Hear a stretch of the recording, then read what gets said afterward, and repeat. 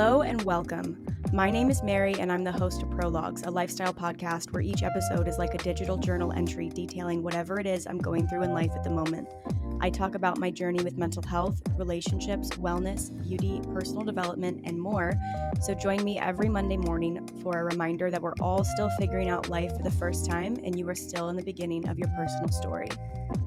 Welcome back, everyone, to another episode of Prologues. Thank you for your patience on the audio-only episode last week. I really want to do only video for season 2. You guys know I talked about video episodes like every week in season 1, and I'm so happy to have found a studio where I can do video, but I'm sorry for the audio-only last week. I was so deathly ill. I am not deathly, but gravely ill this week. I'm just kidding. I do feel still just so under the weather. My sinus infection has not gone away. I think if it lasts through the weekend until maybe Monday, the day you're listening to this, I need to go to the doctor. And I hate going to the doctor because I'm definitely a let's soldier on, let's push through type of person. I never went to the doctor growing up because my parents are such hippies. So for me to go to the doctor is tough. I also have to keep reminding myself that healthcare is free in this country and that I'm not going to pay anything. I don't pay anything for my prescriptions and I don't pay anything for a GP visit. And if I had to go to A&E, which is Accidents and Emergency, the UK version of the ER, I wouldn't pay anything for that either. But I forget that. So I don't go to the doctor because I'm just assuming it's going to be expensive and I forget. If this continues on, I'm going to have to go to the doctor on Monday because it's been 2 weeks and my quality of life has been low, okay? Real low. Productivity, 0. I'm like, everyone is sick right now because every time I post that I'm sick, my DMs are just full of girls just going through it. So at least we're all in this together. Today's a fun episode. So my 5-year anniversary was yesterday. The day that I'm filming this, it was yesterday. The day you're listening to this, I just had my 5-year anniversary last week, and Valentine's Day is this week when you're listening to this. So I thought it was the perfect time for a relationship-themed episode. And because y'all know I love a numerical list, I've decided to do 5 takeaways from 5 years of being in a obviously very serious, long-term relationship. Just as a fun little nod to my anniversary and then also Valentine's Day coming up. Everyone needs to comment below this episode and say that Matt needs to come back on the podcast. He's only been on the podcast once when he interviewed me for my United States exit interview right before we moved. And I thought he did a great job. He was so nervous. I thought he did a great job. You guys loved him. So tell Matt to come back on the podcast and maybe we can all convince him together, because how fun would it be to do like a relationship lessons or relationship reflections or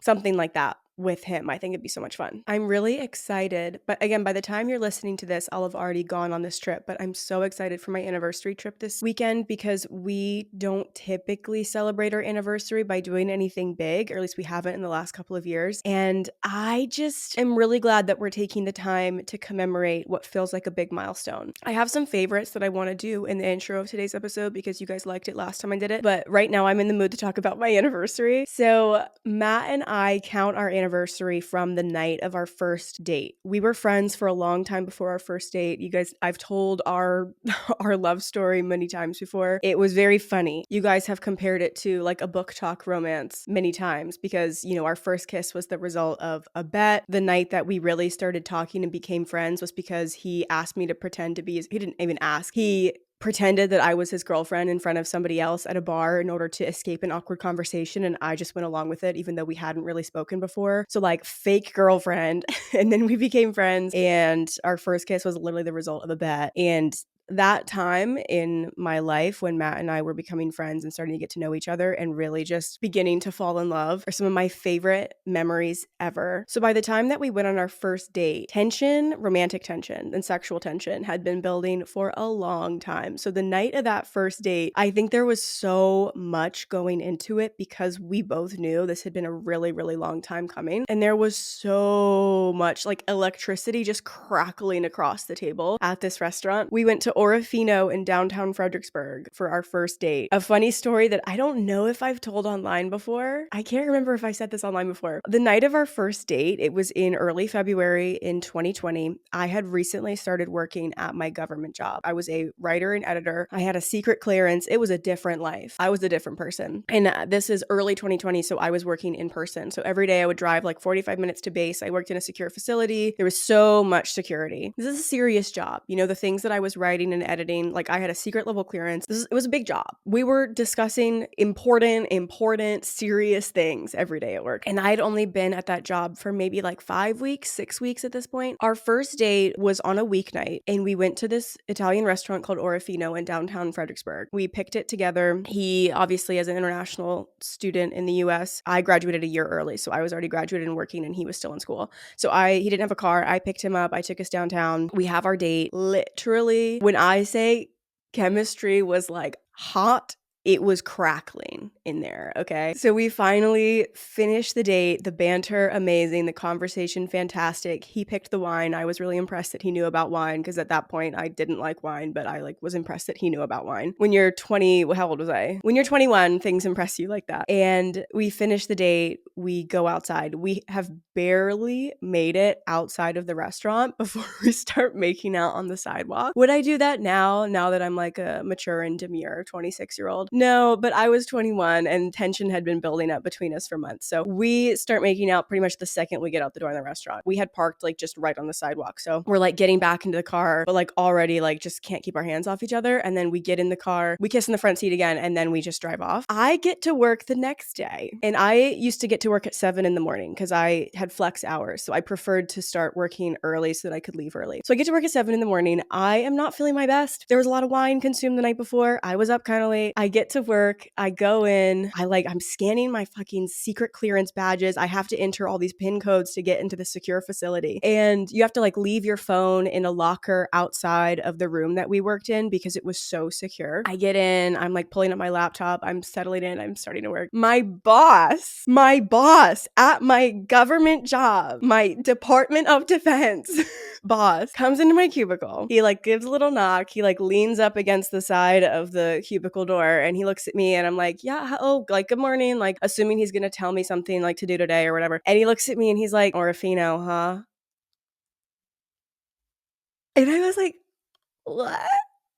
Turns out he and his lovely wife had been in the restaurant pretty close to our table during our entire date and had seen and even overheard a little bit of our date and had seen us leave. I've had this boss for like 5 weeks. This is my first big girl job. And he saw me dressed in a manner that was not workplace appropriate because I was pulling out all the stops on this first date. And then he saw me lose a little bit of decorum the second I stepped outside that restaurant. And he just looked at me and he just laughed. Like, he straight up, because he knew how embarrassed I was. And he was just teasing. Like, he just knew it would like make me uncomfortable. So he was just like, Orifino, yeah. And I was like, oh, do you live in Fredericksburg too? And it turns out he did.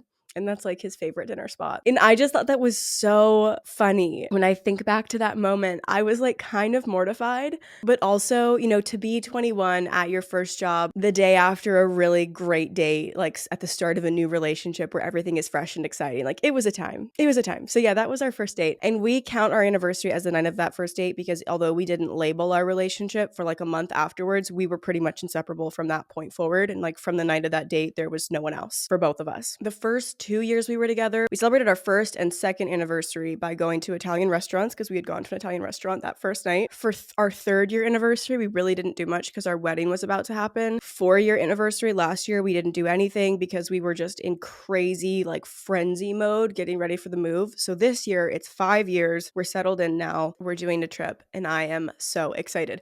So that's our first date story. That's why I want to do a little relationship episode today. Anyway, before we really get into it, I did want to do favorites again. I need to consult my phone. If you ever see me looking at my phone while I'm recording, it's because I'm looking at my notes app. Favorites. Number 1, the TikTok account, Blue-Eyed Kayla Jade. Do you guys know who Blue-Eyed Kayla Jade is? I'm not sure. I don't know if this is like a niche person to follow. She has a ton of followers, but she's also based in Australia, so I'm not sure. Blue-Eyed Kayla Jade is a sex worker. She's from Australia. She does video content, and she also does, how would you word it, in-person appointments? I'm not sure how you would word that.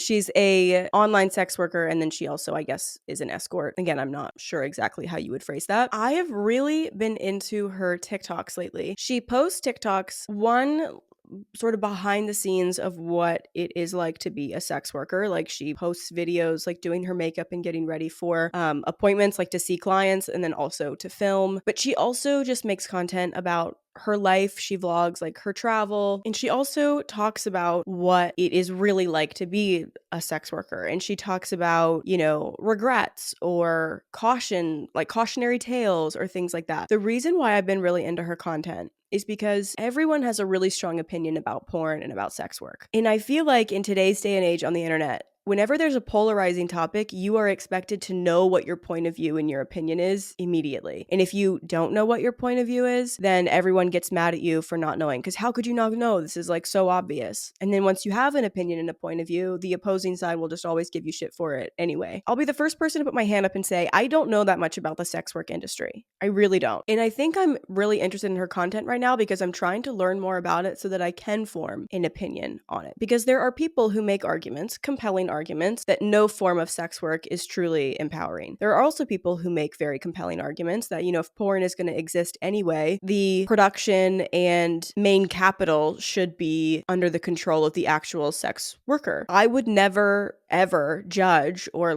stigmatize a sex worker, but I also don't know if I have a fully formed opinion on the sex work industry as a whole. When it comes to the traditional porn industry, there are a lot of problems I have with more traditional porn, say, websites like Pornhub or things like that. I have a ton of problems with those industries because they exploit young women, they source their actors in really unethical ways and treat the actors in extremely unethical ways. So there's a lot of issues that I have with the more traditional porn industry.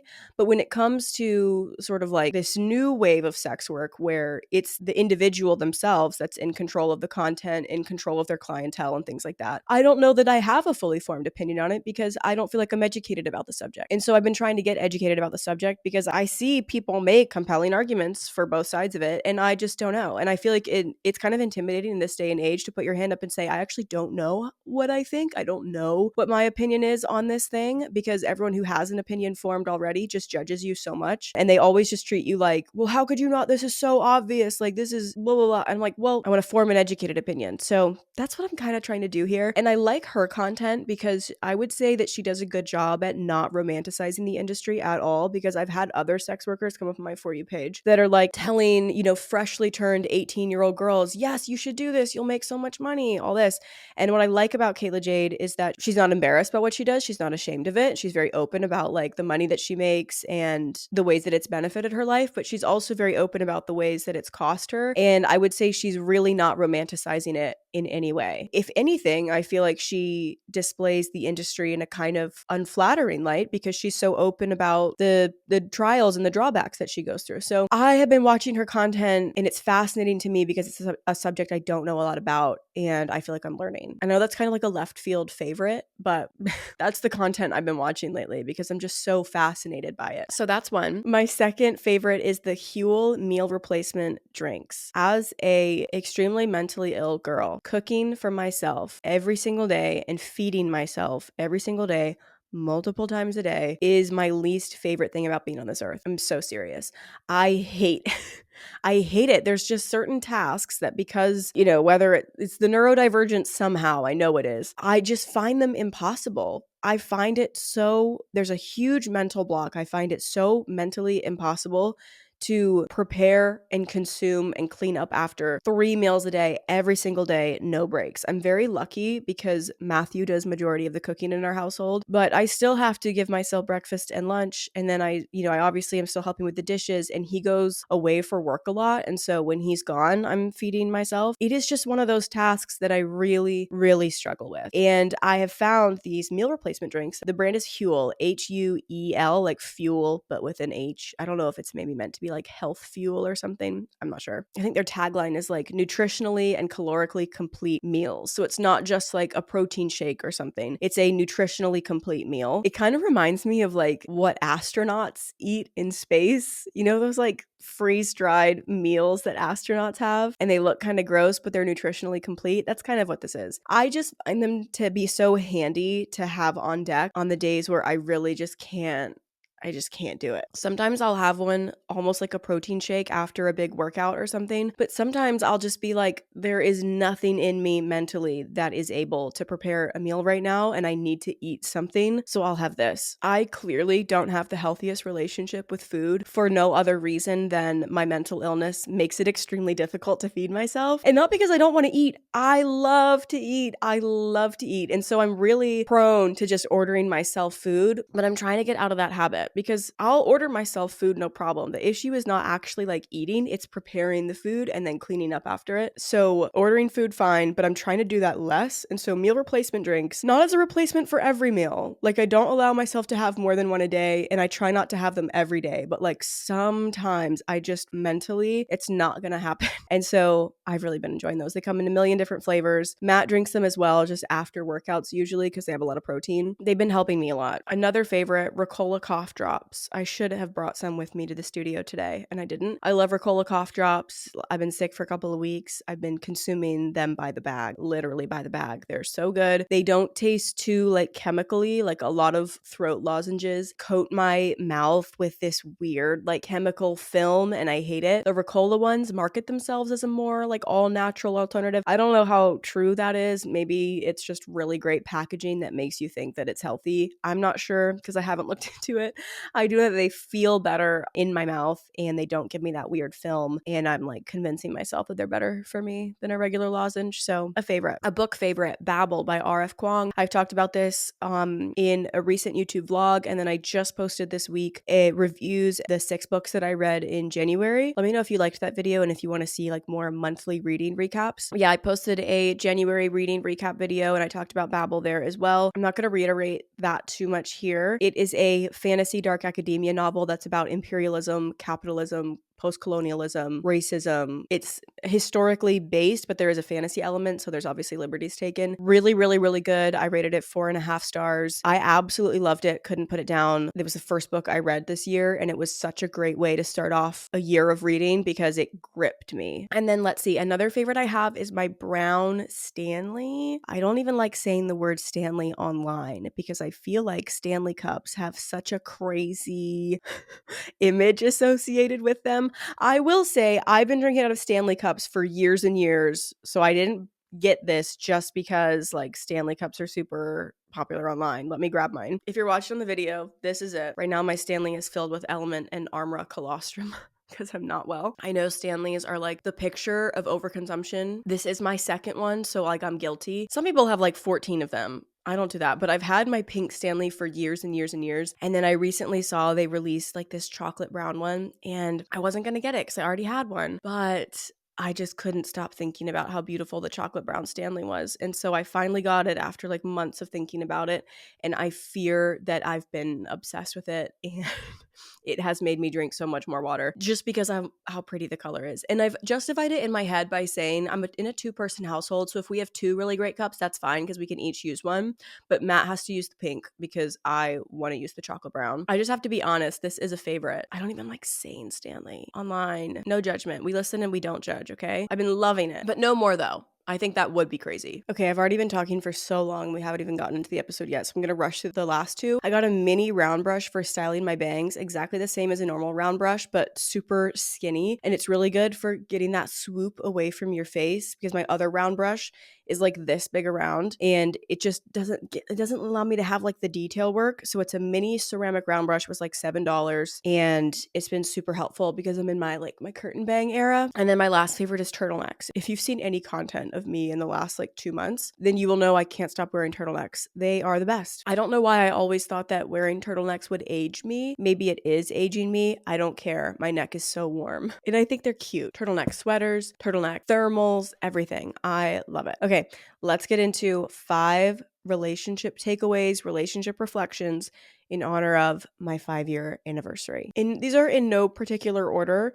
They're just general thoughts and lessons learned, I guess you could say. It's so fascinating how much your relationship dynamic can change the longer you get into it, because once you settle in and you really realize like this is a long-term forever relationship, like you get engaged, you get married, you live together, you get a pet together, you take all these big milestones, you're on each other's insurance, like you're on the same phone plan, like you take these big steps, you are like combining your finances, like you're filing taxes together, you take all these big steps, your dynamic really does change a lot, and you find multiple different rhythms. And the difference in our relationship now at the 5-year mark versus what it looked like at the 2-year mark, it's like two different relationships. And I think the key to having a successful long-term relationship is finding a person that you are willing to undergo multiple evolutions with, because you're going to change and they're going to change. And you just kind of hope that you change in mutually compatible ways and you do the work so that you accept each other as you continue to change. But your relationship looks so different year to year. And I feel like the longer you get into a relationship, the more you get to know each other. Like you're still always learning about each other, but you also become so intimately familiar with the other person's thought process and the other person's reactions and things. And you just settle into a rhythm. I don't want to say a routine, although sometimes you can settle into that too.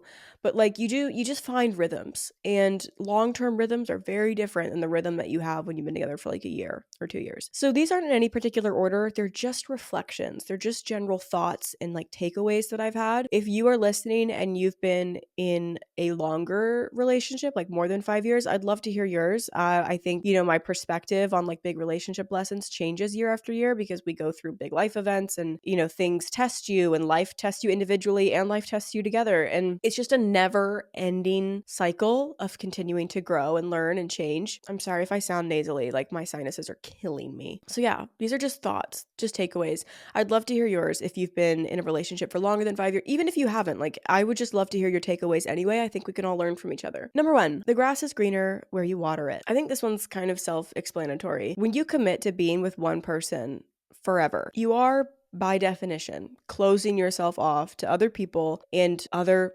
experiences, like other relationship experiences. You're saying like, okay, this is the person I'm going to have sex with for the rest of my life, unless you explore like ethical non-monogamy and stuff. But for most of us, we're saying, okay, this is the person I'm going to have sex with for the rest of my life. This is the person that I like is going to be my main emotional companion for the rest of my life. I am not going to go on a first date again. I am not going to have sex with somebody new again, unless you like come to your own arrangement. And it is just natural to think about that sometimes and be like, I not have regrets. I think if you're having regrets, that's something you need to address. But just think about that sometimes and be like, okay, like I really have committed that this is the person I'm going to be sharing all these experiences with forever. I think that people just aren't honest when it comes to long-term relationships. And I think like people paint their relationships in this like picture perfect way online. And I hate it because it's not realistic. And I think more people need to get online and be honest about the fact that like building a healthy long-term relationship is simple, but it's not always easy because it does take a lot of work. It just takes a lot of intention.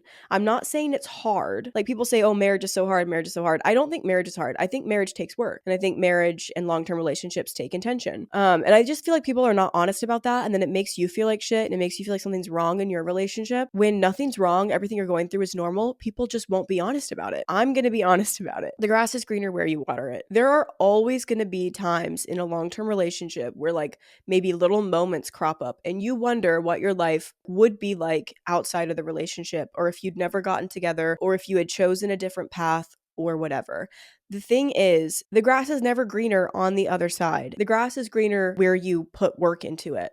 If you commit to constantly making an effort, always trying to improve yourself, work on your own issues, become the best partner you can be, and give your all to a relationship, your relationship will blossom and it will thrive. If you spend your whole life wondering, oh, well, what if, and like entertaining regrets and sort of keeping one foot out the door, your relationship is going to suffer because of that. I think this is really, it's kind of difficult because I am not anti-divorce or anti-breaking up. Like, I actually think divorce can be really empowering to women. People always say, like, oh, there's something wrong with today's generation because my grandparents never got divorced, blah, blah, blah. And it's like, yeah, like maybe your grandparents didn't get divorced because your grandma couldn't have a bank account. Like, I think that the fact that there's more divorces in today's generations is a sign of the fact that women are no longer forced to stay in relationships that are abusive or harmful to them because they have no other options. So I'm not anti-divorce. And I do think that there are times where divorce is the correct choice. I've seen a lot of divorces really close to me in the last 2 years, 3 divorces, between couples that are extremely close to me in my life, so close to me in my life in the last 2 years. And I think that's really opened my eyes in a lot of ways to like the circumstances under which divorce is the correct option. So I'm not anti-divorce at all, but I also think that if you are going to commit to a long-term relationship, you have to commit fully, and you can't keep one foot out the door, and you shouldn't look at your relationship and just always be telling yourself that divorce is an option.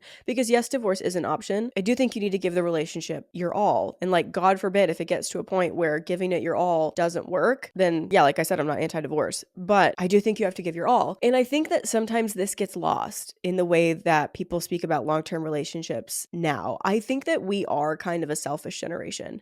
I think that you can see evidence of that in the way we interact with one another online, especially after the pandemic, because everyone is so lonely and self-centered now. And I'm not saying that in a bad way necessarily. I just think people got so used to being on their own and relying on themselves. People lost social skills. I think people's friendships suffer. You can go online and just type up like loneliness epidemic, or like the way that so many people in Generation Z don't feel like they have community. Why did I say Generation Z? What the hell? So many Gen Zers like don't feel like they don't have a sense of community. But I also think it's because we've grown selfish. We're not willing to make sacrifices for people. We're not willing to help each other out. This is like a example that's talked about a lot online.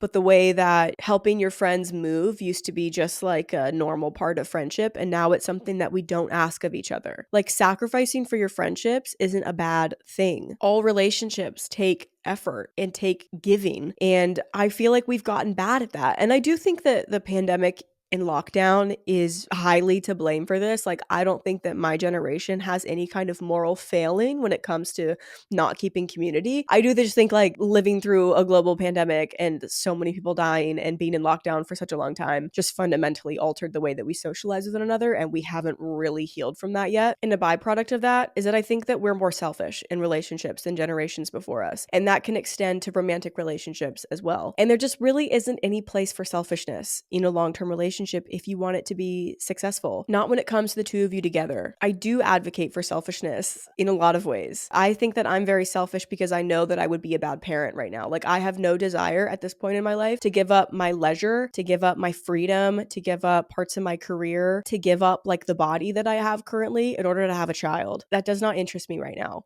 I'm too selfish right now to be a good parent. Maybe I'll be too selfish for the rest of my life to be a good parent. I don't know. I don't think there's necessarily anything wrong with that. Like, I'm okay with being selfish in that respect. But when it comes to the work that you have to put into a long-term relationship, selfishness is going to kill the trust and kill the connection, unfortunately. As a true loner on the inside, trust me, I hate that, but it's true. So the grass is greener where you put effort into it. Your relationship is not going to be perfect and isn't going to thrive and just be everything you want it to be if you're not working on it. Like, there's just no such thing. And I feel like in the early years of a relationship, it can be easy to sort of delude yourself into thinking that nothing is ever going to test you. But that's just not true. Like, life happens. I think most of the big like tests that I've undergone in my relationship have been not born out of something between the two of us, but have come about because a major life event has happened and we've had to navigate that together. That is going to happen to you. Someone is going to lose their job. Someone is going to lose their visa. Someone is going to experience the death of a family member. Someone is going to want to change their entire career. Someone is going to get really into like a weird niche hobby that now takes up half their time. Like, these things just happen because we're individuals, and it's going to take intentional, thoughtful effort to keep your relationship healthy. So you should do that. You should water the grass on your side of the fence, because if you're experiencing like maybe feelings of discontentment in your relationship, there's no guarantee that it would be better elsewhere. I'm not talking about you noticing that there's like real red flags or severe issues in the relationship, because again, I'm not anti-breaking up at all. I'm just talking about like minor disgruntlements, you know, not like actual red flags. So that's one. The real takeaway from that is like, yeah, it takes work. Number 2, communication about sex doesn't make it less sexy. This is a hard one to learn. I feel like So many people, when I do Q&A boxes on my Instagram, so many people ask, like, how do you get out of like a rut, or how do you keep things spicy in a long-term relationship? Because most people go through like spells in their sex lives where you have like times where you're having sex 50 zillion times a day, and then you have like drier spells, so to speak. It's normal. I think sex lives, like, I think they're so dependent on like the level of stress in each person's life, or like how much free time you have, how much quality time you have. Like, sex can be dependent on so many different things. And also, there's no one standard, like, average or normal amount that couples should be having sex. Like, what's normal is what works for you guys. There are people who say, like, in my relationship, we have sex every single day and that's what works and that's what we want. Fantastic. There are people who say 3 times a week, once a week. Like, it really doesn't matter. It only matters what works for you guys. And times where you're having a little bit less sex than usual happen, or like times where you want to try something new and you don't know how to bring it up happen. And I think that I used to have this mindset where like the spontaneity of sex was one of the most appealing parts. And so I felt like if there was anything I wanted to talk about when it came to sex, talking about it made it feel less sexy. Or like if you're both going through a super busy time in life or a really stressful time in life, and so you're having less sex anyway, like you can talk about the fact that you're not having as much sex, and you can literally just like set aside nights that where you're going to focus on each other or whatever. And that's fine and that's normal. But I used to think that if you had to have that conversation, that made the sex less sexy. And I don't think that anymore. I think it's like a necessity at different points in life. Actually, I now think that, say you're going through like a really stressful or really busy time of life, you're both traveling a lot, like whatever, and maybe you're not having as much sex as usual, speaking to each other about it and making a commitment to like set aside a night or set aside a weekend or whatever to focus on each other is actually really sexy, because then you have anticipation building up because you know it's coming. And I actually think it's more sexy. But I had to learn that lesson. There's just so much communication that has to happen all the time in a relationship. And I feel like everyone always says like communication is key. Healthy communication is the key to a successful relationship. And it's true, but it's hard. It's just like sometimes you just don't want to talk about things. Sometimes you just want things to be perfect without having to discuss them. And that's not realistic. And sex is one of those things. In fact, you're just going to have hurt feelings and you're just going to be confused if you're never communicating about your sex life, because inevitably when one person does go through that stressful time or whatever, and they're not communicating about why they're not in the mood as much, the other person is going to get their feelings hurt unless you talk about it. So it's not only sexy, it's also essential. Number 3, you have to be okay with going through eras. I think I've kind of touched on this already in the previous 2, but I think you just have to be okay with the fact that different years, different months, different phases of your relationship are going to look different. Like, and again, that's because relationships are made up of individual people who have their own lives, and you can't control life. You can't control what happens to you. And in some ways, you can't control how you're affected by what's going on in the world around you, and to some extent. Relationships are not always 50-50. Sometimes one person has to contribute a little more because the other person can't. I think instead of it being 50-50, a good way to look at it is each person does as much as they can do at that time, but that looks different depending on what's going on in life. The important thing is that you are trying as hard as you can and you're giving it your all, and your all looks different sometimes. I think a long-term relationship, like, you have to make a daily decision to prioritize the other person in every possible way. But like I keep saying, shit happens. And I think there's a beauty in your relationship changing as you get older, and as you are in it longer, because there's just something so special about finding that comfortability with another person. People talk about like the honeymoon phase. I don't know how I feel about the phrase honeymoon phase, because I think what people mean is like it's normal to have a period of time when you're getting to know someone new where you're like anxious in a good way, you have butterflies, you're on your best behavior, you like want to impress them. Maybe you're like not as forthcoming with personal things because you just like want them to like you so much. I think that's what people are talking about, and that is normal. But I don't think that like leaving the honeymoon phase is a bad thing, because I think that leaving the honeymoon phase just means finding like that comfortability with the other person. Like, so for an example, for me, again, I got into this relationship when I was 21. So would I do things differently now? Yes.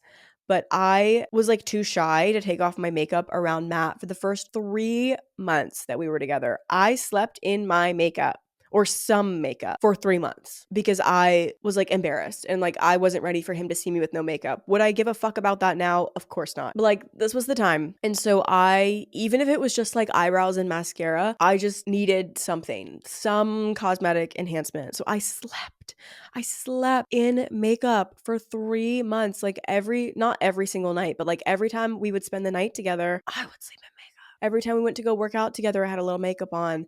Every time we did anything, like I needed just a little bit of makeup on. And so that lasted 3 months until obviously my skin started hating it. And I just started getting frustrated with myself because it was like embarrassing. I knew that what I was doing was embarrassing. So I was like, grow up, take off your makeup. So finally, after 3 months, I decided to be brave and I spent the night at his house and I washed all my makeup off for getting to bed one night. And did he notice?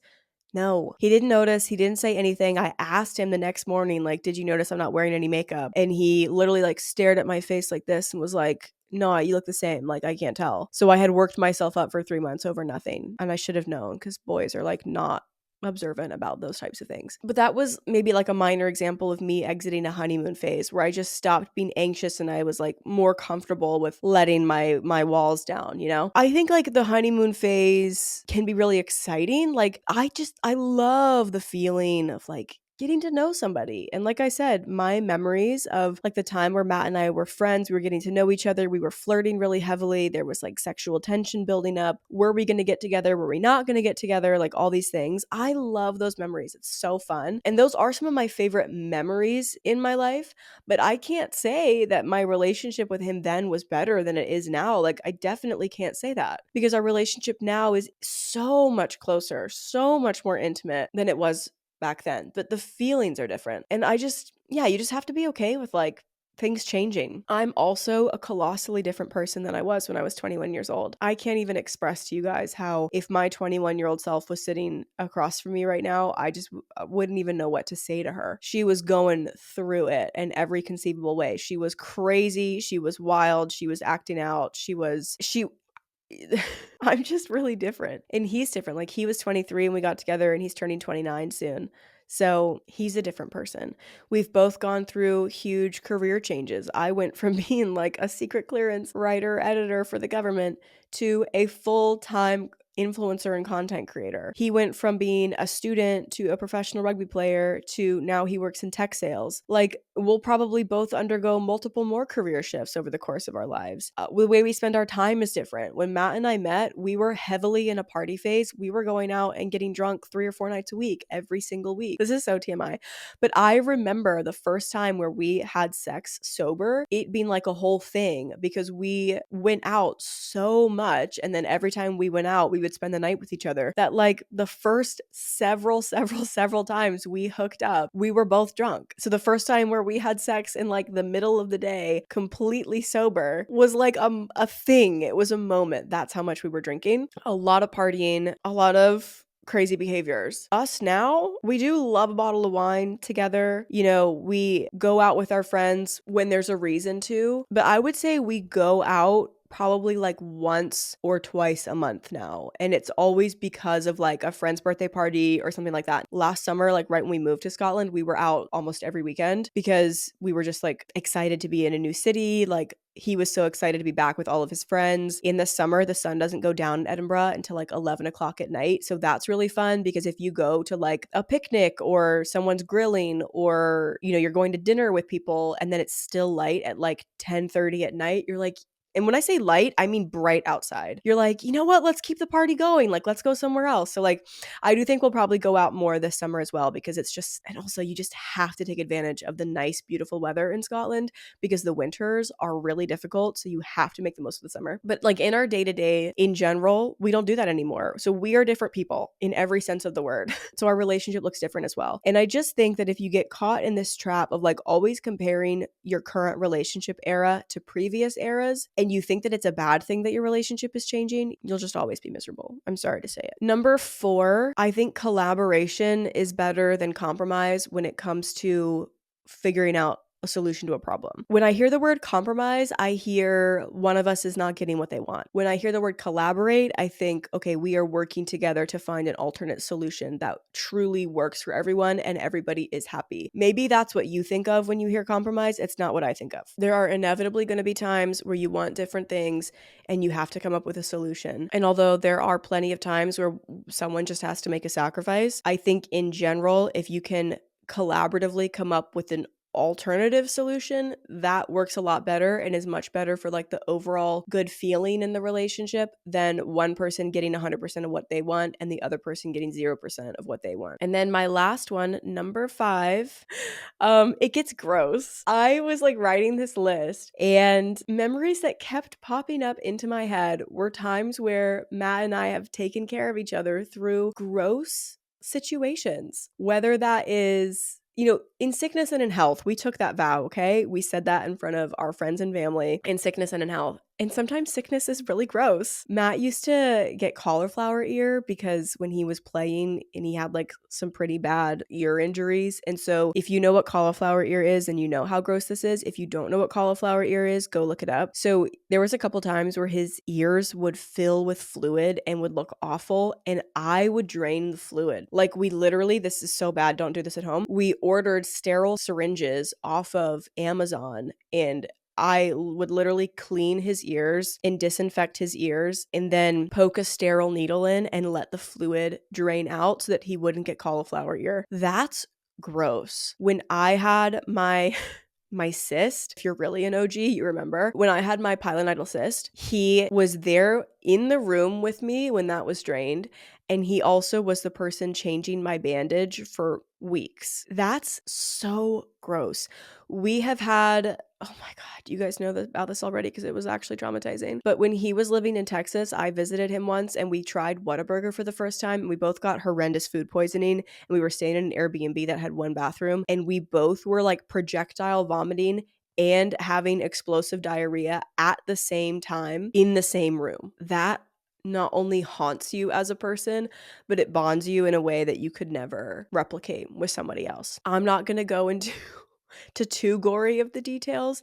It was gross. This lasted all night. It was gross. We've had COVID together. We've had the flu together. I've taken care of him through various illnesses. He's taken care of me through various illnesses. You just have to show up for the other person in that way to the best of your ability. There's been times where we've just been like, you know what? One of us just needs to go to the doctor because I've reached my limit, but it just gets gross. And you just have to, like, literally in sickness and in health, you just have to do that. And you get to know the other person in such an intimate way, but it really does bring you closer. So yeah, that's my 5th relationship reflection. Or maybe my relationship is just fucking disgusting. Maybe you guys are listening to this and you're like, no, if that happened to me, they'd be going to the doctor ASAP and I would be here waiting with open arms when they got home. I don't know. We just take the gross approach. We just take the let's figure it out ourselves and be the other person's caretaker approach. Ew, I'm like having flashbacks right now. It's disgusting. We literally need to move on. Anyway, those are my 5 relationship reflections in honor of my 5-year anniversary and Valentine's Day coming up. We typically celebrate the 2 of them. Well, like I said, we don't typically celebrate the anniversary, but this year we're celebrating sort of them together at once. So our trip is for the anniversary, but it's kind of for Valentine's Day as well. And we might just go to dinner on Valentine's Day or something. We did say that we're not doing presents on the trip because the trip is the present, but we will do presents for Valentine's Day. I know exactly what I want to get him and he doesn't listen to the podcast. So I'll just tell you guys because maybe this could serve as an idea for you if you still need an idea. So last year for our wedding anniversary, I made him a photo album with all the pictures from our NC 500 trip, and it was like a scrapbook, and I made it online, and it's like one of those picture books, so you can arrange all the images and write captions and write paragraphs, and then you get it printed out and it's a physical book, and we have it in our bookcase, and he loved it, and we pull it out all the time to show people, because if anyone is like asking about our travel or about Scotland in general, it's so fun to just have like a physical book where you can pull it out and like bring up all these photos and just say, hey, look at this. So I want to do this with all of our big trips so that we have like a whole shelf on our bookcase just full of our travel memories together. And so I want to make one for Norway, because Norway changed our lives. I have not stopped talking about Norway since we got back, and it's been 2 months. Our trip to Norway was the most magical thing we've ever experienced together. Very similar to the NC 500 and just like life-changing, so magical, overwhelmingly beautiful, like once in a lifetime. And so I'm going to make him a Norway picture book as well. But I am like worried that I've already left it too late. I should probably order that today so that it gets here in time. I should have done this earlier this week. I was like in bed because I couldn't breathe yesterday from the sinus infection. I don't know why I didn't do it then, because my brain wasn't working because it's been oxygen starved. Anyway, if you need a present idea, I think that's a great one, because you can, I mean, it doesn't have to be a trip. It could be any type of memory, a wedding, maybe the story of how you got together, just anything like that. And I just think having physical photos and a physical memory like that is really important in today's day and age where everything is digital and could be lost. So yeah, that's my idea. That's what I'm going to do. If you want to steal my idea, go for it. And I'd love to see it. So like tag me in a photo. Anyway, I hope that you guys enjoyed this episode. I hope my nasally voice wasn't too much of a burden to listen to. And I will talk to you guys next week.